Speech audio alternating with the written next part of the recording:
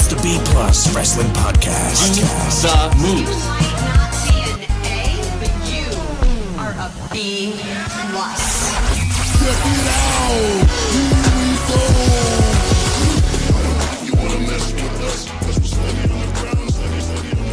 go. All right, ladies, gents, and non-binary friends, welcome to the B Plus Podcast. And, well, hey, hang on. I'm not your usual host, GregUnchained. No, unfortunately, it is me, Mr Myster1ous here. I'm filling in for our lovely leader, GregUnchained, because he's had some dental issues. He's having some teeth pulled out. Can't really talk comfortably too well. I tried talking to him earlier. He sounded a little bit like 50 Cent, which would have been entertaining to be fair, but he wanted to pass the reins on just to make sure that you guys got a proper dose of Aussie Grapps. So never fear. Mr Myster1ous is here, guys. How you doing? You can usually hear me on Sundays when Greg refers to me as the minister of the mat for the church of all the rest. You can also hear me on Mondays as well when Greg and I talk about Impact, when we crack down on the Impact Zone and all the weird storylines they have going on there. So, but today, guys, today is Friday, which can only mean one thing. It's Aussie Grapps Day, our favorite day here on the B+. It's definitely mine, to be fair, where we can take a look at what's happening this week in Australian wrestling and speak to an Aussie grappler or grappler-adjacent person. This week, we're going to have a bit of a flashback to a little Herd interview we did with Jonah Rock after the first Iron Fist show back in 2018. This may actually be the last podcast interview Jonah did while he was in Australia. We might have to fact-check that one, but not enough people have listened to it, so damn it, we're going to air it again now, and then after the interview, I'll tell you guys a little bit about what's going on happening this weekend near you. So without further ado, here's Jonah Rock. All right, I am currently backstage at the beautiful Published Art House. We've just finished Iron Fist Pro's first ever show, and I am joined at this time by Adelaide's own King of Monsters, Jonah Rock. Hello, everyone listening. How you doing, man? I'm a little banged up after that, but Yeah. I'm doing well, yeah. My face is sore in various places. I can imagine. From where I was sitting, I was like, did he legit get knocked out cold? That was No one can knock me out. that was an insane match, though. Hideki thank Suzuki, the main event. Fantastic first show for Iron Fist Pro. And yeah, your match absolutely stole the show, in my opinion. I'm a huge fan of the catch wrestling stuff. Same. So, like, when when the promoter of Iron Fist approached me about doing a show, he asked me if there was anyone in the world I'd like to wrestle, and I said Hideki Suzuki, not thinking that it would eventuate, and then now here we are. So I'm a big fan of shoot-style wrestling, catch wrestling, Billy Robinson, and obviously Hideki is Billy Robinson's last disciple. Last disciple, yeah. So, yeah, it was really cool to be able to step in the ring with him, and yeah, of all places here in Adelaide, I never thought that would happen. It's a bit of a dream match for you. It is, yeah. Tick it off the bucket list. Yeah, definitely. It was just, I've wrestled a lot of the people that I've wanted to wrestle now in the world, apart from some of the guys that are in WWE. Yeah. So when he asked me, I was like, there's only one person really that I really want to wrestle, and it was Hideki. And Hideki, fantastic wrestler. Yes. I enjoyed it, even though getting beat up. And also just he's a great guy, and he's willing to help spread his knowledge of catch wrestling and what he's learned from Billy Robinson. So yeah, I saw on the Instagram and stuff, they were doing a bit of a training session last night. So I coach at the dojo. Yeah. So I take it, and then we were there to train. We had some of the guys from Sydney that were down that were going to train. And then Hideki wanted to come and visit the dojo, so he did. And then he's like, "Can I teach?" And I was like, "Of course." Right. So we're talking about when are people going to get this? He offered before? to teach. It wasn't like a set up seminar or anything like that. No. What a legend! Like I picked up that he was a great guy after the show because he's gone around taking photos with everyone. As soon as he takes a photo, he takes them to the merch stand. It's like, now you buy something. You buy something. He was really pushing it. Like, it helped some of the guys. Some of the guys got some extra sales. People bought some shirts and some 8x10s. He wasn't even selling any merch. So he was helping everyone else out. He did give a shirt to the kid. Yeah. I guess we didn't even mention that. Well, I don't know if the camera picked it up. So I think it did. I heard from the cameraman that like he looked shocked after he hit the kid in the face. So. Yeah, well, that kid was. I didn't see because I was on the ground. Brawling into the crowd. These are the risks we take when we come to these shows. Yeah. That kid was an absolute champion. Though. Yeah. He was toughest guy in the room. No offense. No, probably. He probably got hit in the face harder than I did. But yeah, so you mentioned that the dojo, Wrestle Rampage Dojo, for those who don't know. Yeah. That's here in Adelaide. And so Wrestle Rampage and Iron Fist are working together, which I love to see. Mm-hmm. Right, so when I had Aiden on the show last week, he was talking about basically the kind of viewing it as like a sister promotion. Yeah. I think that's how we're trying to view it. It's always good to have new products pop up in Australia, and especially with Australian wrestling at the moment. I think it's just starting to get bigger and bigger, more places. But I think a big thing for new startup companies is they need guidance. So what Wrestle Rampage wanted to do was to help guide him with how to do shows and how to do certain things, and then hopefully eventually he'll be on his own 2 feet, and we'll still work together. But it'd be good to have a whole other promotion that more guys can wrestle at. Absolutely. Well, that's the thing, right? I'm all about that, like growing the scene and working together, of course, all that sort of stuff. So that's going to bring me into a question. I had a bit of a rant on the show last week. Yep. Because I know the Wrestle Rampage show that's coming up is running on the same date as the Riot City Rumble. Yep. And I don't know, I'm torn. I don't know where to go because we've got Kyle Fletcher on one show, we've got Matty Wahlberg on the other, we've got Charlie Evans on one show, we've got, it was Gavin McGavin on the other. So when there's interstate guys coming in, I get to see the shows running against each other. It tears me up. It's hard, yeah. I always, Wrestle Rampage have always tried to book around other places. Sometimes you can't avoid it. Yeah. But the way that we've done our schedule is ICW usually has their stuff planned in advance the month. We checked all the dates. They were the weekend after, I believe, so we booked the weekend before. Yeah. And then they changed the date. So there's not much we can do about it.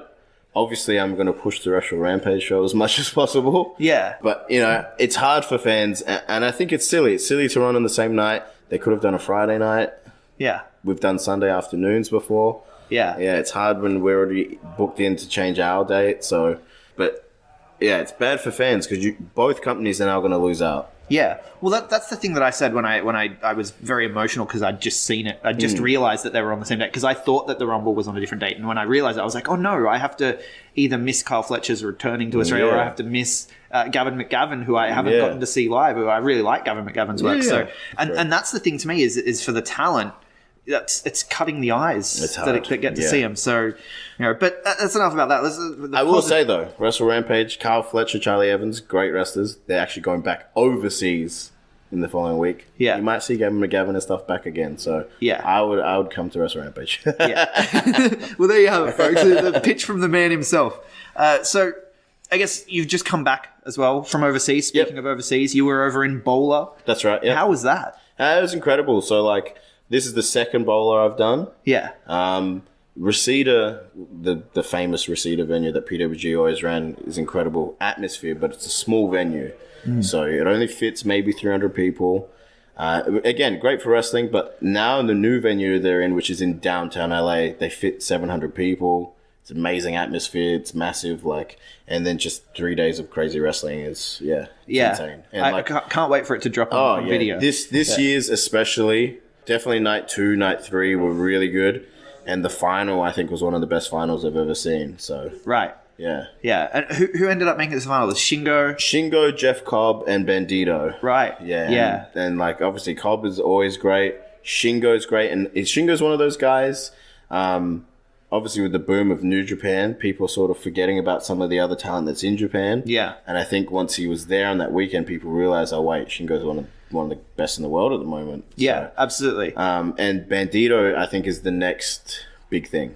Yeah. Yeah, I'd be surprised if he isn't somewhere. Yeah, a lot of people were talking about him after All In and now Bowler when that drops, I think. If he's not, in a he does big companies in Mexico, but if he's not in a New Japan or even WWE in the next 6 months, I'd be very surprised. Yeah, absolutely. And what about yourself? You're killing it everywhere you go. You're over in Europe doing WXW. I've seen you pop up on Rev Pro with Brooksy, who was here tonight as well. Yeah, of course. And he was in Bowler as well. Yeah, he was. Yeah. What's next for King of Monsters? So I'm pretty much booked out the rest of the year here back home, which is good. Yeah. I get to be home a little bit more.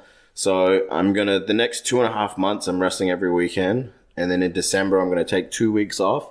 And then in 2019, I don't know what I'm going to do yet. So I'm going to do something, but I don't know what it is yet. Right. So wide open. Yeah. Wide open. Yeah. I don't know. I'd like to go back to Japan again. The UK scene was great. I loved wrestling over there, so maybe there, or maybe even the States. It just depends what happens. We'll see in the next few months what happens for me. Right. So we'll have to keep our eyes out. Yeah, definitely. Yeah, we'll be watching. And something else we'll be watching next weekend, man. It's the biggest weekend in Australian wrestling. I think. It is, yeah. WWE are coming down. That company. They're doing their Doing thing. a small show in Melbourne. Yeah, just a little one, just 60,000 odd people. Yeah, I know. Wow. But also Melbourne City Wrestling, New Horizons, Wrestle Rock, Wrestle Brunch.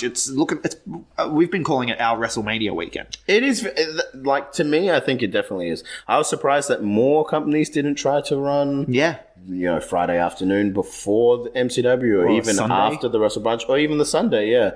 But obviously, it's going to be good for MCW to have, more wrestling fans in town. Yeah. And I've seen people go, oh, wait, there's another wrestling show before the WWE show. Let's go check it out. So I'm expecting it to be a big show. But also having the WWE here with such a big card like that, I think is great for Australian wrestling. It's only going to help everywhere else. Yeah. I'm surprised they didn't announce a tryout or anything. No, they didn't I this was year. fully expecting it. But... No. I think they have their eyes on everything, though. Oh, I'm yeah. sure MCW, that show will be getting watched by eyes, and, like, people don't realize WWE are watching our product. They're watching...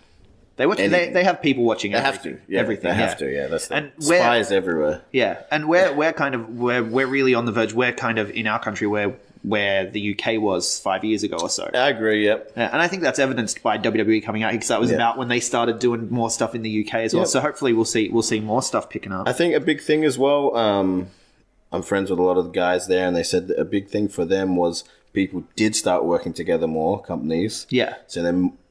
It wasn't like a rival of talent. It was shows that were having all these great talents on the same shows, but they also tried to book Friday, Saturday, Sunday, so people weren't always on a Saturday and colliding with each other. Yeah. Because that even happens here, whether it's not two shows colliding in Adelaide, but, for example, PWA might be the same night as MCW. Yeah. So then you can't have everyone, the all-stars on every show. Yeah, so, the talent gets torn between. Yeah. So I think more people need to start running like tonight, a Friday or a Saturday or Sundays. I'm a big fan of Sunday wrestling, man. Sunday was great, yeah. Sunday during the day, kid-friendly stuff. Yep. The kind of stuff you can market it like that as well. Yeah, the kind of stuff Wrestling Go do up in Sydney is really fun. I'm a big fan. I want to see something like that happen here. But we're getting away from it. Next weekend, New Horizons, you've got Caveman Ugg. First time in an MCW ring, if I'm not mistaken. Right. Yeah, first time in MCW. He's up 2-1 on his home turf. He is. Yeah. That's true. Yeah, he is. So in PWA, we've had some pretty big matches. We had the first match we had was the first time Ospreay was in town. Yeah. And obviously everyone was gearing for Ospreay. Everyone is incredible. Yeah. But people didn't. They put us first on the card. And it just shocked everyone. Everyone wasn't ready for that to be the first match and for us to go out there and kill each other. Yeah. So then that eventuated into us having a street fight, which again, Mike Quackenbush was there on commentary, and we have great chemistry, me and the old caveman. Then we just had a cage match, and now this is the first time where I guess we can show Melbourne exactly what we do when we fight each other. So yeah, and you're taking it to neutral territory because, like I said, that's his home team. I like to think I could be wrong. I like to think that Melbourne's more of my territory than his. Yeah, I'm a Grand Slam champion in MCW, so tag into Commonwealth heavyweight. I've been wrestling there for longer, but he's very popular, Caveman Ugg. So I can see the crowd being split, but which would make for a great match. So. Yeah, absolutely. And I guess other than that, I guess we're running out of time here anyway. So where can people find you, big man? Instagram and Twitter is Jonah_Rock. On Facebook, it's Jonah Rock Pro Res. And I have a pro wrestling tee store, just Jonah Rock. You can find that. Also, Big Cartel, but I don't think I have anything for sale on there at the moment. But I will have new stuff soon. So yeah, absolutely. I'll drop all the links in the show notes. Thank you so much for taking the time out to talk to us. I know you're a busy man, but yeah. You hunted me down, so now we've got it done. Yeah, awesome. Thanks a lot. No worries. So there you have it, guys. Jonah Rock's last Australian interview. Question marks? Question marks. Who put a question mark on the teleprompter? You guys know I'll read it. I'm as bad as Ron Burgundy. All jokes aside, guys. Seriously, if you've liked the interview and want to hear more Aussie Grappler interviews, there are other places for you can do it. This week's over on the turnbuckle, the boys sat down to talk to Nick Golfus ahead of the Uprising Rumble this weekend. Wrestle Radio Australia spoke to Jackson Spade this week, and Jack Bonza stopped by the Triple M boys for an interview on the Top Rope podcast. The links are in the show notes here. And I do apologize for the news, guys. So Greg, when he is well and he sounds back to normal, he will run down all the news from this week's episode and what happens in next week's. So never fear. We're going to do a double dose starting next week. But without further ado, now let's take a look at what's happening this weekend near you. Kicking things off in WA tonight, my hometown here, EPW Friday Night Fights at the EPW School of Wrestling. Chadwick Jackson and Captain Confidence Joel Hagen face off in the Rising Star Cup quarterfinals. The Don Michael Morleone takes on Tippinay. Scotty Ryan and Dan Steele face off with the EPW Coastal Championship on the line. Just been announced. It's going to be a Falls Count Anywhere match and much, much more. Tickets are only $10 for that one, so look forward to that, guys. Then on the Saturday, Western Pro Wrestling are at the Baldivis Recreation Centre for some all-ages action with Championship Chase, where 8 men will face off for the opportunity to face Zenith, the Free Spirit, for the WPW Championship to become the inaugural Western Pro Wrestling Champion. So we have Seth Kincaid taking on Felix Young in a no DQ match. You've got York taking on Jared Slate.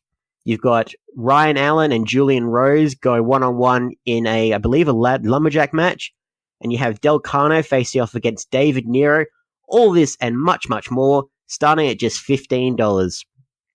In Adelaide, guys, on Saturday night, ACW present Evolve 22 from their home in Prospect.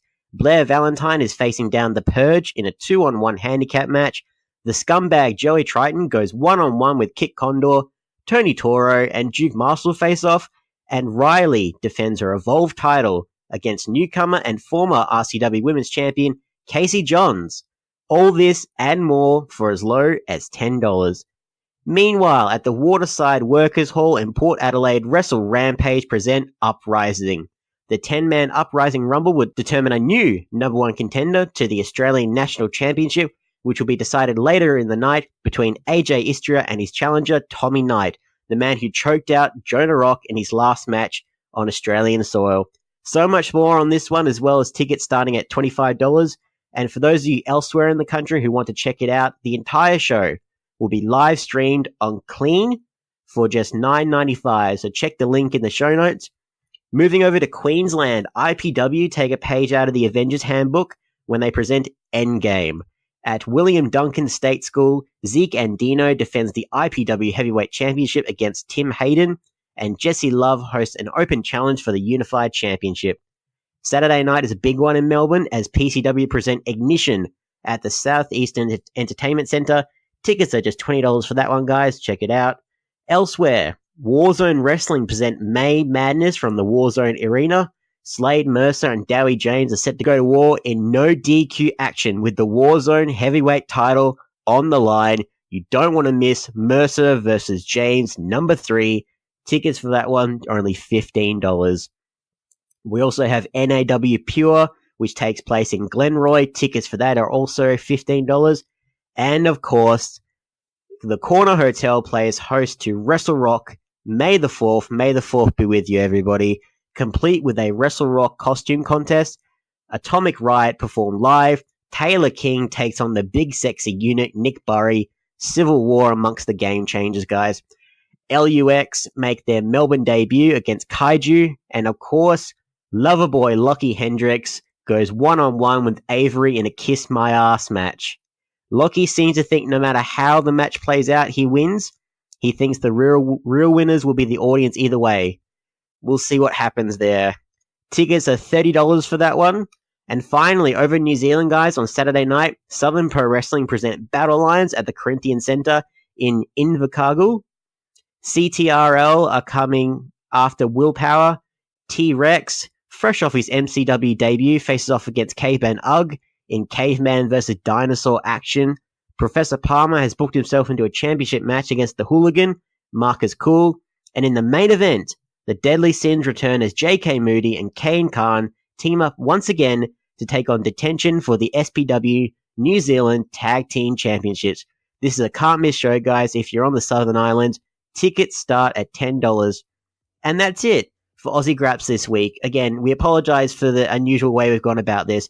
Greg Unchained wants me to apologize on his behalf for this episode being unusual, but he will return to our regular programming next week. You can be sure of that. And I will be back, guys, later on this week to be covering all the rest and with Greg in the Impact Zone. So in the meantime, get out and support your local Grapps, buy tickets, cheer the good guys, boo the bad guys, and buy some merch. Support the boys and girls of Australian wrestling. If you want to support us, guys, you can find me at Mr Myster1ous with a 107i on all the socials, Twitter, Facebook, Instagram, YouTube. Hit me up, guys. We'll have a chat about this week in Aussie Grapps. If you want to follow our fearless league of Greg Unchained, giving him warm wishes after having his teeth pulled out, you can follow him at Greg Unchained on Twitter or at the Greg Unchained on Instagram. We collectively are the B Plus Wrestle on Twitter because wrestling wouldn't fit. The B Plus Wrestling everywhere else. Like, share, subscribe, hit that 5-star review. If you like what we do, guys, remember we do have our Patreon. Any amount you can contribute would be greatly appreciated, so we can keep giving you guys the best content, what you want, when you want, keeping you up to date on all the stuff around Aussie Grapps, as well as the international scene overall. So thank you guys so much for listening. I've been Mr Myster1ous for Aussie Grapps, and I'll see you later.